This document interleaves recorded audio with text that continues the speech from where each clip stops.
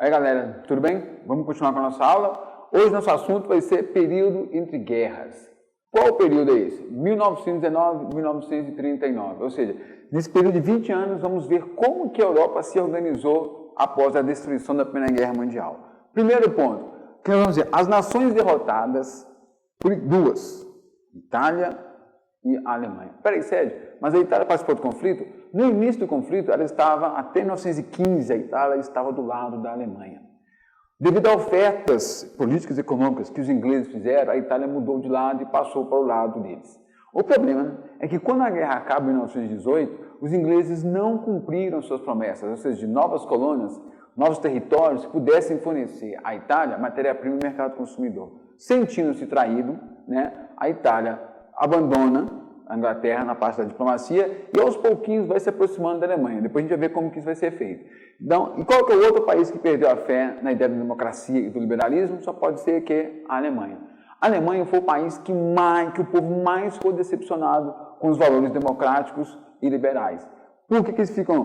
Por que a democracia entra nesse jogo? Porque a ideia da democracia é que o governo não tem que fazer a vontade do povo? Bom, sim. Quando os governos foram para a guerra, pressionados pela opinião pública, ficou essa ideia de que a democracia foi a responsável pelo conflito. Já que o povo, a maioria do povo, queria a guerra, os governos acabaram cedendo. Só que eles esquecem que os governos tinham interesses esses que não foram passados, não foram esclarecidos para a maioria da população. Então não foi a democracia, foi a diplomacia que fracassou. Foram os interesses políticos e econômicos dos impérios que levaram ao conflito, e não a democracia. Outro ponto, no liberalismo econômico, a ideia da livre concorrência, a ideia do individualismo burguês, a ideia de conquistar mercados a todo custo, que é uma característica do capitalismo, as pessoas... Não, a guerra foi por causa do capitalismo. E a ideologia que prevalecia na época era do liberalismo econômico. Então, novamente, as pessoas um pouco mais ignorantes jogaram a culpa no liberalismo econômico, que não tem nada a ver. A gente tem que ficar preocupado com os interesses dos impérios em dominar o mundo. Outro ponto aqui, se você é contra a democracia e o liberalismo econômico, você vai passar a acreditar que governos centralizadores eram os melhores. Ou seja, notem, principalmente na Itália e na Alemanha, a população desses dois países passam a acreditar que ter uma ditadura é melhor do que ter um governo democrático.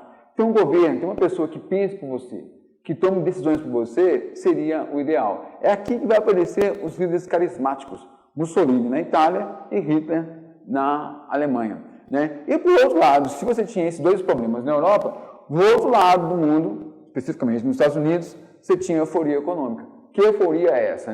Como a economia dos Estados Unidos produzia para eles, para abastecer o mercado interno, e produzia para ajudar a Europa a se reerguer. Então, foi um período chamado American Way of Life, o estilo de vida americano, em que era uma falsa ideia de que tudo nos Estados Unidos era possível, que se você fosse trabalhar nos Estados Unidos, você ficaria rico. Quando nós fomos estudar crise 29, nós vamos ver que isso tudo era uma bolha, e quando ela estourou, mergulhou o mundo novamente em uma crise. Nesse período aqui, de 19 a 37, tem uma data muito importante, 1917. Ela é um pouquinho anterior aqui, mas a consequência dela vai sentir mais à frente, que vai ser a Revolução Russa, que vai ocorrer no ano de 1917. O que foi a Revolução Russa? A Revolução Russa é a primeira vez na história que um país consegue pegar as ideias de Karl Marx, socialismo científico, e vai colocar em prática. E isso ocorre quando os bolcheviques, que acreditavam no marxismo, nas ideias socialistas, eles chegam ao poder. Quando eles conseguiram chegar ao poder, eles mostraram a todos os movimentos operários, a todos os movimentos de esquerda que tinha na Europa, que era possível, sim, através de um movimento revolucionário, chegar ao poder. Então, eles vão influenciar não só a Europa, e ao longo da história, nos anos 20, 30, 40, 50, 60, inclusive aqui no nosso continente, na América Latina, vários intelectuais, partidos e militares vão ser influenciados com as ideias socialistas, acreditando que uma luta armada poderia fazer o socialismo chegar ao poder. Esse ponto aqui é interessante pelo seguinte: em 1905, essa tem relação com a Revolução Russa, houve um conflito armado entre o Japão e a Rússia. O Japão, se vocês lembram, era um dos impérios da Ásia. Quando estourou o conflito, que foi de 1904 até 1905, o mundo acreditava que a Rússia iria massacrar os japoneses. O povo russo mais alto, fisicamente mais forte, o japonês amarelinho, pequenininho, né? Quando estourou o conflito, é a vitória da Rússia. O que estava em jogo? O de sempre. Áreas que fornecessem matéria-prima e mercado consumidor. Com a derrota da Rússia, que surpreendeu o mundo para o Japão, né, o povo colocou a culpa no governo. E aí, em 1905, foi a primeira vez que o povo russo protestou, foi às ruas pressionar o czar por mudanças. Até então, isso não havia ocorrido. Né? Com a derrota, né, e a crise econômica que veio depois, o povo vai colocar a culpa no governo russo. Né? O detalhe interessante, a Rússia era um império? Era, mas era um império cheio de problemas, era um império pobre, era um império atrasado tecnologicamente.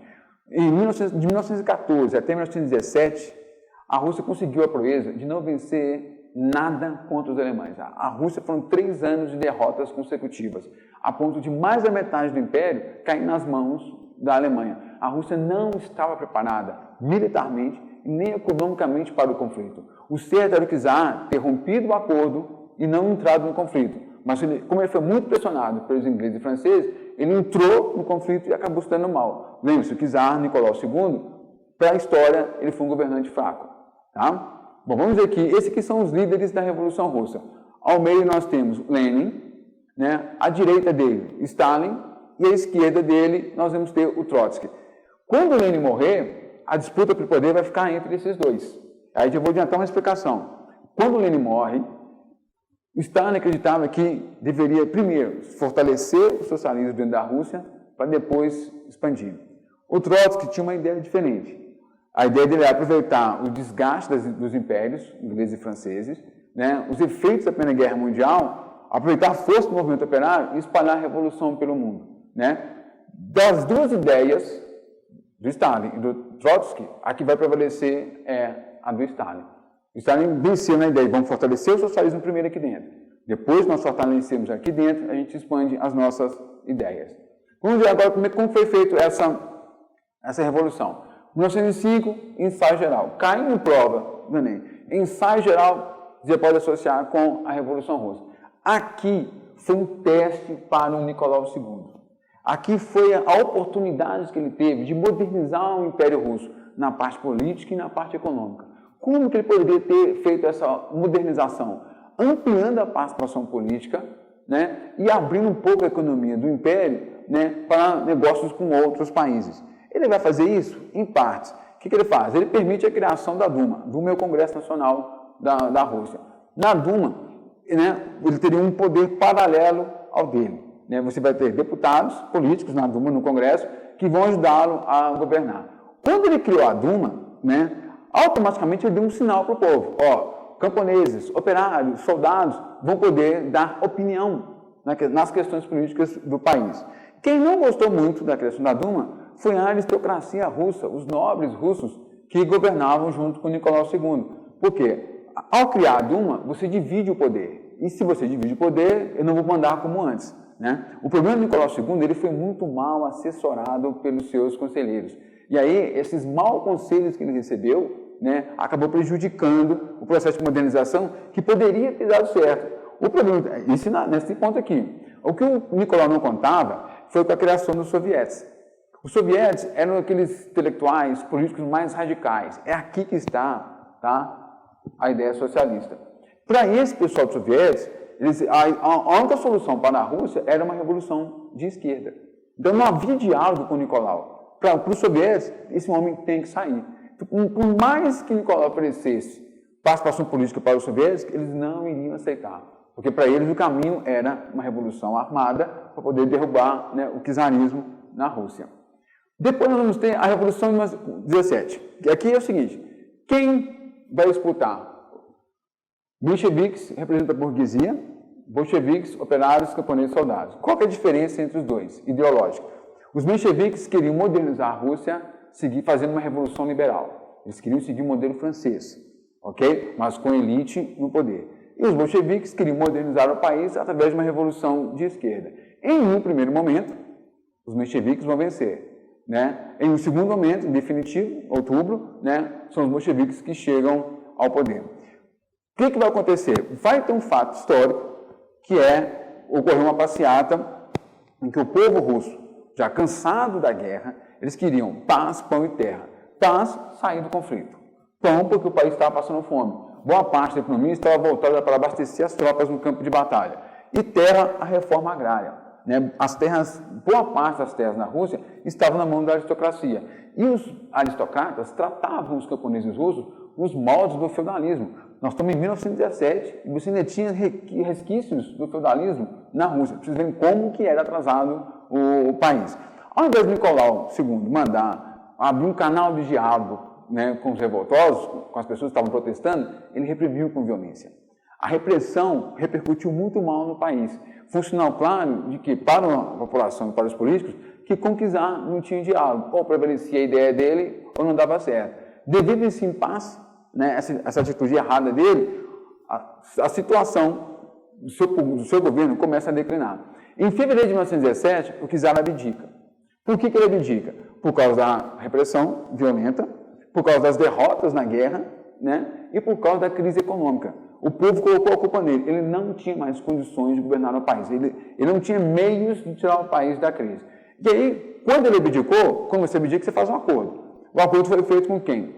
Com os mencheviques, ou seja, a burguesia, que era mais próxima ao czar, vai assumir o poder. Quando eles assumem o poder, vejam só, vamos explorar essa imagem aqui rapidinho, como é que vai ser o governo dos mencheviques. O líder Kerensky, rico, um burguês bem rico, né, mas que ele tinha uma visão política limitada. Por que ele tinha uma visão política limitada? Olha só o que ele faz. Ao invés de assumir o poder e imediatamente tirar o país da guerra, para usar todos os recursos para recuperar a economia, ele mantém a Rússia no conflito. Né? Os acordos assinados por czar, ele vai continuar mantendo.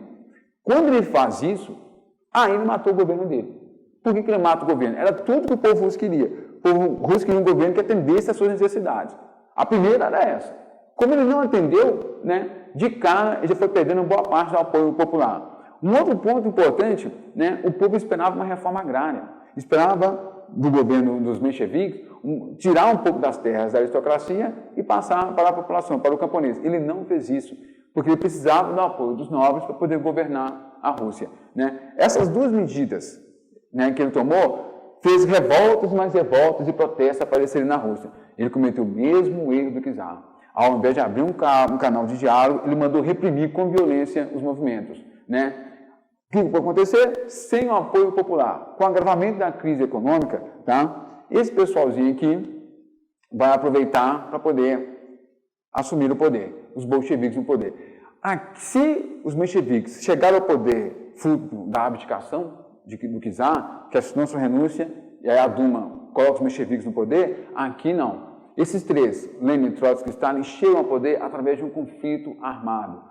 Foi uma guerra civil, notem bem, a Rússia tinha que lutar na Primeira Guerra Mundial, aí surge uma guerra civil dentro do território. O que vai acontecer? Né? Os bolcheviques vencem o conflito, né? Os mencheviques são derrotados, muitos fogem do país, e esses três assumem qual a ideia de que agora, através da força, nós vamos implantar o quê? O socialismo.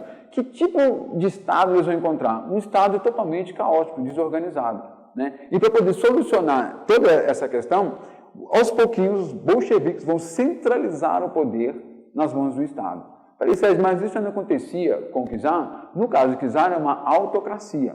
Aqui a ideia é você implantar uma ditadura do proletariado.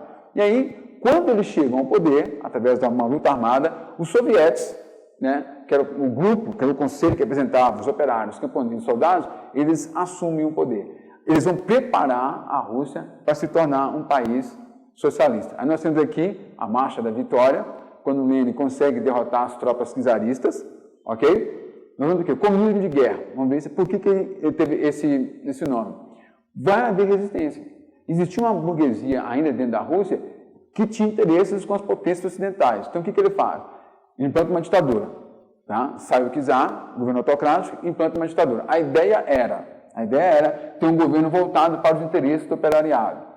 O segundo ponto, aquilo que os camponeses queriam, nacionalização das terras. Só que as terras, ao invés de irem para a mão dos camponeses, ficaram nas mãos do Estado. Isso mais tarde vai dar problema. né? As fábricas que antes estavam na mão da burguesia, todas vão passar para o Estado. E ele vai entregar a administração dessas fábricas para os operários. Vai ser um desastre, né? Por que vai ser um desastre? O operário, ele faz aquele serviço braçal, né? Para você, a fábrica não é só serviço braçal, ela tem a questão da gerência, da administração, e eles não estavam preparados para isso, né? Outro ponto importante, e aí mostra a esperteza do Lenin, o Tratado de Brest-Litovsk, é esse tratado aqui, ó, de Brest-Litovsk, que faz a Rússia sair do conflito. Era aquilo que o povo russo queria, né? Ele toma essas medidas, sim, mas a mais importante foi tirar o país da Primeira Guerra Mundial. E isso já fez com que boa parte da população passasse a apoiar os bolcheviques. Nesse caso aí, vejam aqui, ó, nova política econômica. Nesse caso aqui, o que nós temos? Quando Lenin fez o acordo de paz com a Alemanha, ele olhou para o país e disse, nossa, não tem nada, está tudo destruído. Então eu vou ter que reorganizar a economia. Só que eu vou reorganizar como? Né? O socialismo não prega, não defende o lucro. Para recuperar a economia do país, eu vou ter que voltar a práticas capitalistas. É ele que fala, vamos dar um passo para trás, para depois dar 2 passos para frente. Ou seja, vamos voltar a práticas capitalistas para gerar lucro, reestruturar a economia do Estado, depois a gente volta para uma economia socialista. Então, olha lá, você retorna às práticas capitalistas, né? Olha só o que ele faz, reintroduzir o pagamento de salários, permitir à pequena burguesia rural, industrial, controle, né, do comércio e da pequena produção. Isso, quem acreditou nisso aqui no início, se ferrou. Porque depois que a economia do país se organizou e voltou a crescer, o Estado foi lá e tomou tudo deles novamente, né? Aí o que vai acontecer? Né? Os planos quinquenais. Aqui, se aqui era o cotidiano da economia, aqui, nesse ponto, era a economia pesada, a macroeconomia. A infraestrutura do Estado ficou por conta de quem? Da ANEP. Então, indústrias, no caso da cirurgia, metalurgia, pontes, estradas, hidrelétricas, a indústria pesada vai ficar na mão do Estado. E quem mais vai usar a ANEP vai ser o Stalin. Quando, eu disse há alguns instantes, quando o Lenin morre, o Stalin assume, e é ele que organiza esses planos quinquenais. Ou seja, você estabelece metas que devem ser cumpridas a cada 5 anos. O problema é que nenhuma das metas conseguiram ser alcançadas, mas o país se desenvolveu. Tá? Isso aqui se chama economia planificada. O Estado estabelece as metas, o Estado que estabelece as metas. E o operário tem que cumprir essas metas. Se ele cumprir essas metas, ótimo. Se não, paciência. Como nenhuma meta foi cumprida, foi negativo? Não. Se você comparar o que era antes com o que ficou depois, o país se desenvolveu. Agora, o custo desses planos quinquenais foi altíssimo. Por que foi alto? Né? Na Rússia, nesse período que os bolcheviques estavam no poder, havia muita perseguição política. E uma das formas de punir os opositores políticos era trabalho escravo. Era levar para a Sibéria e obrigá-los a trabalhar como escravos até morrer. Né? A desvantagem do socialismo foi a maneira como ele tratou a própria população. Né? De que maneira? Escravizando, censurando, né? Torturando. Stalin vai ser um carrasco da população. Se politicamente ele maltratou muito o povo, no lado econômico, né, foi ele que fez da União Soviética, porque a partir de 1922, né, a Rússia deixou de existir e passou a se chamar União das Repúblicas Socialistas Soviéticas. É ele que faz da União Soviética um império. O custo que o povo russo teve que pagar foi muito alto. Né, o custo político, as mortes, as perseguições, mas para o Stalin o que importava era o poder. O que importava era fortalecer a União Soviética e mais à frente, no futuro, né, espalhar o modelo de revolução deles pelo mundo afora. Tá? Deu certo? Deu. Né? Quando vier ao mundo da Guerra Fria, pós-Segunda Guerra Mundial, Stalin vai conseguir espalhar o socialismo por parte da Europa e algumas revoluções pelo mundo afora. Mas lembre-se, a gênese do socialismo foi quando os bolcheviques chegaram ao poder em 1917, fazendo da Rússia o primeiro país socialista do mundo que vai influenciar as demais nações. Tudo bem? Né? Bom, aqui, novamente, é o que vocês devem saber sobre a Revolução Russa. Tendo dúvidas, mande as dúvidas para nós, que nós iremos responder com o maior prazer. Tudo bem? Até a próxima, então. Um abraço a todos.